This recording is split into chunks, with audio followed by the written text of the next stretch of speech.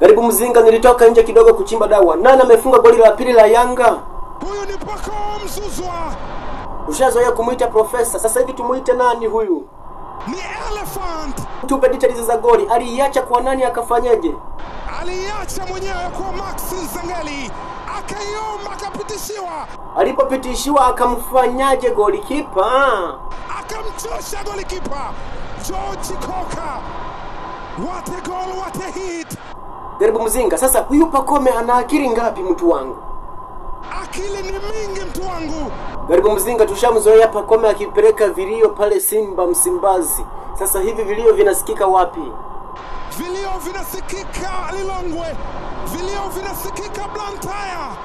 Vilio vinasikika Mzuzu. Udhihirishie umma sasa hivi Yanga wako kwenye furaha ya aina gani? Kwenye furaha ya aina yake.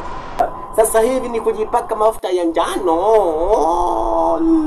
Karibu Mzinga, Simba na Yanga wote wameingia hatua ya makundi. Hebu anza kuwasifia sasa. Tuanze na Simba.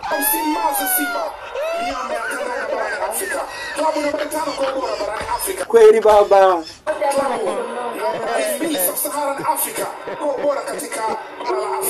Klabu nambari 1 kutoka Sekafa Afrika Mashariki na Kati kwenye viwango vya ubora vya CAF. Asante sana.